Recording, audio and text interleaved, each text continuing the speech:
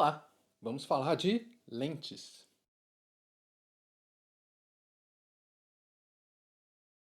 Aproveitando que meu amigo Maciek me emprestou essa belezinha aqui, uma Canon 16-35mm f2.8, resolvi falar um pouquinho de lentes. Esse vídeo vai ser um pouquinho técnico, mas pode te ajudar até mesmo a escolher e aproveitar melhor a câmera do seu celular. As lentes são um dos principais componentes da fotografia. É por elas que a luz vai ser captada para fazer o seu registro. Tão importante que quando alguém me pergunta se deve trocar de câmera ou lente, eu muitas vezes recomendo trocar ou comprar uma lente nova. E ainda com a vantagem que quando você trocar de câmera eventualmente, você pode aproveitar todas as lentes que você já tem. As lentes possuem duas informações muito importantes na hora de comprar ou de usar uma lente. A distância focal, que é medida em milímetros e determina o quanto a lente amplia ou reduz a cena, e a abertura, que controla a quantidade de luz captada pela lente. Por exemplo, a lente que meu amigo me emprestou, ela possui uma distância focal de 16 a 35 milímetros e uma abertura de f2.8. Ai meu Deus, já ficou complicado. Milímetros, F, 2 ponto não sei das quantas. Calma, calma, calma. Vamos por partes. A distância focal de 16 e 35 milímetros significa que a lente vai de 16 milímetros até 35 milímetros. Lentes com uma distância focal menor capturam mais da cena, ou seja, ela consegue ampliar mais, enquanto as lentes que têm distâncias focais maiores, elas aproximam os objetos. Existem algumas convenções para classificar as lentes pela distância focal. Entre 35 e 50 milímetros, elas são chamadas de normais, porque elas se aproximam um pouco do olho humano, como o olho humano enxerga as cenas. Lentes menores que 35 milímetros são chamadas de grande angulares. E as lentes maiores que 85 milímetros são chamadas de teleobjetivas, que é o popular zoom. Esse termo zoom ele não está tecnicamente correto, mas é o que todo mundo acostumou dizer quando uma lente aproxima ou afasta a cena. Voltando novamente a essa lente, ela vai de 16 milímetros, uma grande angular, até 35 milímetros, uma normal. Por ter essas características de grande angular até a normal, ela é muito boa para situações em que você não tem tanto espaço, um lugar mais confinado, dentro de um quarto, num aniversário, num bar, ou aqui mesmo, onde eu estou gravando, que não é um lugar muito grande. A minha sala é um pouco pequena, então ela consegue pegar bastante do local. Mas vamos ver na prática. Agora eu estou filmando com uma lente 50mm, e aí eu vou trocar para essa lente em 16mm para a gente ver a diferença. Agora você pode ver muito mais no ambiente e a câmera está exatamente no mesmo lugar. Dá a impressão que deu alguns passos para trás. É como se eu ganhasse mais espaço. Eu consigo ver mais aqui, mais ali. A segunda característica da lente é a abertura.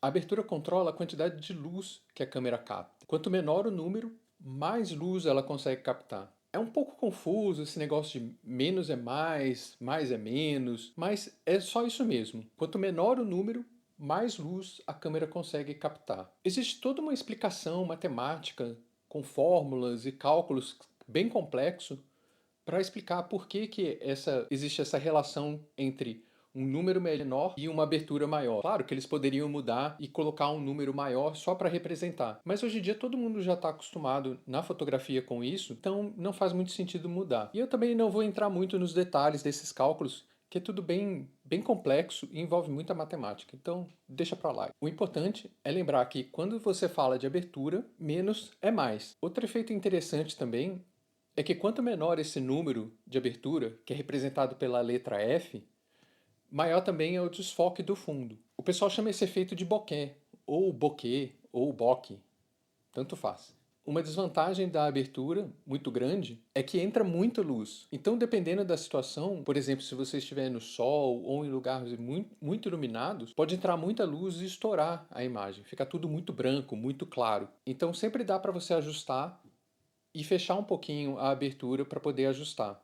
E aí pronto, você faz naturalmente as suas fotos. Mas aí você deve estar pensando, Ah, isso tudo é coisa de câmera grande, profissional. Não tenho nenhum, nada disso. Não me interessa.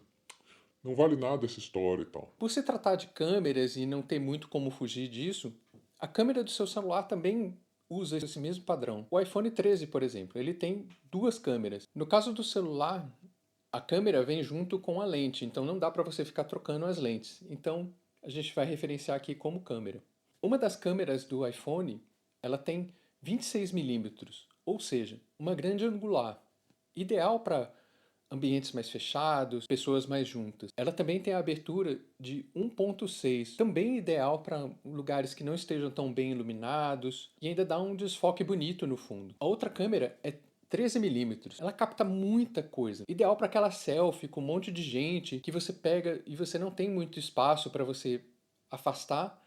E aí você precisa juntar todo mundo. E a abertura dela é 2.4. Não é uma abertura tão grande quanto a outra câmera, mas ainda é uma abertura muito boa. Ainda consegue captar bastante luz. E os modelos mais novos do iPhone já têm uma terceira câmera, com uma teleobjetiva. Você consegue aproximar ainda mais. Você tem mais um nessa câmera. Eu tenho aqui comigo alguns outros exemplos de lente. Essa aqui é uma 24-105mm f4. É uma das lentes favoritas de jornalismo. Começa em 24mm e vai até 105mm. Ou seja, você parte de uma grande angular, você consegue captar muita coisa num espaço pequeno, um espaço mais confinado, e vai até 105mm, que é bastante zoom. Ou seja, você pode fazer um close, pegar um detalhe, alguma coisa que você não quer que passe desapercebido, sem trocar de lente. Ou seja, só ajustando o zoom, você consegue captar a cena inteira em um detalhe. Isso dá muita agilidade e é muito bom para o jornalismo que não tem muito tempo. Imagina, você está na correria, alguma coisa assim, precisa fazer o registro, tem que ficar trocando de lente. Não funciona muito bem se você precisar fazer isso. Essa lente não é uma lente muito clara. Ela exige um pouco mais de luz, um ambiente um pouco mais iluminado. Mas, por se tratar de jornalismo, normalmente os jornalistas usam flash, ou estão em lugares bem iluminados, ou durante o dia. Isso não é tão essencial nessa lente. Então ela funciona muito bem para o fotojornalismo. Já essa aqui é a minha favorita. É uma 50mm f1.2. Por ser uma lente fixa, se eu quiser aproximar ou afastar de uma cena, eu tenho que me mover fisicamente para me aproximar ou me afastar da cena. Eu tenho que ser meu próprio zoom. Grande característica dessa lente é o desfoque dela, que é muito bonito e é muito particular. Outra lente que eu gosto muito é essa aqui, a 35mm f2, que ela também é bastante versátil e bem clara também. A lente que eu sempre recomendo para todo mundo é essa aqui.